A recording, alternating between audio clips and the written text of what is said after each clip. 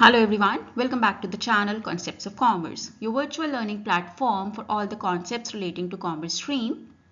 आज के वीडियो का हमारा टॉपिक है rectification of errors in trial balance. इस तरह के क्वेश्चन में आपको एक ट्रायल बैलेंस गिवन होगा जिसका कि टोटल या तो गलत होगा या फिर अगर टोटल ठीक है but still the items will be on the wrong sides. That means जिस आइटम को डेबिट में होना चाहिए हो सकता है ऐसे कुछ आइटम्स क्रेडिट में हो, जिन्हें क्रेडिट में होना चाहिए कुछ ऐसी आइटम्स डेबिट में हो सकती हैं। So we have to rectify the trial balance and this will be the question done.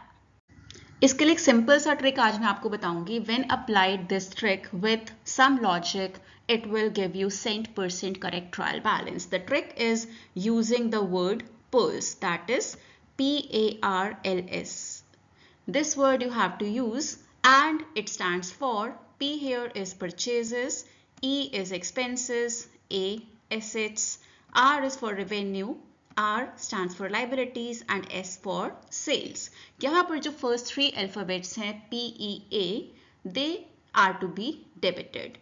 इसके अलावा R, L, S have to be credited all the time. If you apply this trick, आपका trial balance first time में ही correct हो जाएगा and your question will be done.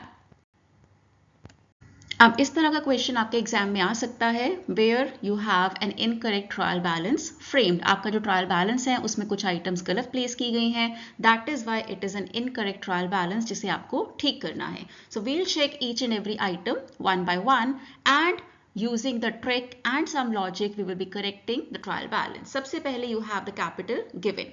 Capital is a liability for the business, so it has to be credited. I'm using red ink for items to be credited and blue for items to be debited. So यहाँ पर हम use करते हैं red colour because capital आपका credit होना चाहिए और वो क्रेडिट पर ही है। Drawings, now drawings is a deduction from the capital, क्योंकि जब ड्रॉइंग्स होती हैं सो ओनर का कैपिटल कम होता है।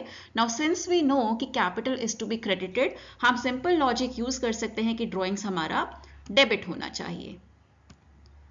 Next is machinery. Machinery is again a asset for the company or asset as per the trick is to be debited. Next is sales. Now as per the trick sales is to be credited, so we are making it red here. Purchases, purchases हमारे ये जो trick था उसमें first alphabet था P stand for purchases and purchases have to be debited, so I'm making it blue. Now coming to sales returns. अब जब हमें ये पता है कि सेल्स हमारी क्रेडिट होती हैं, अगर वही सेल्स रिटर्न की जाती हैं we can use the logic that it has to be debited.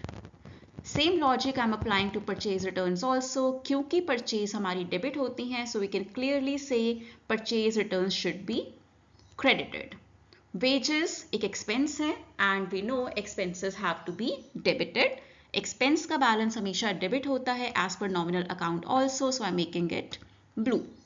Now coming to goodwill. Goodwill एक इनटैंजिबल एसेट होता है और सारे एसेट्स आपके डेबिट होने चाहिए, so I am making it blue as well.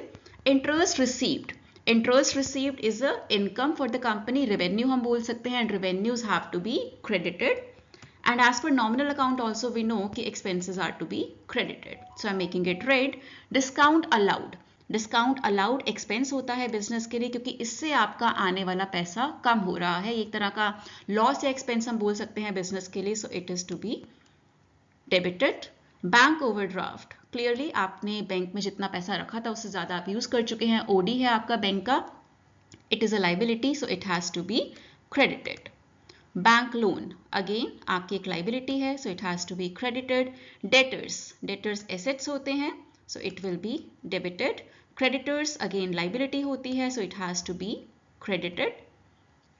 Cash in hand obviously एक asset होता है और कैश का बैलेंस कभी भी आपका क्रेडिट नहीं हो सकता because you can never spend more than what you have, so cash will always have a debit balance.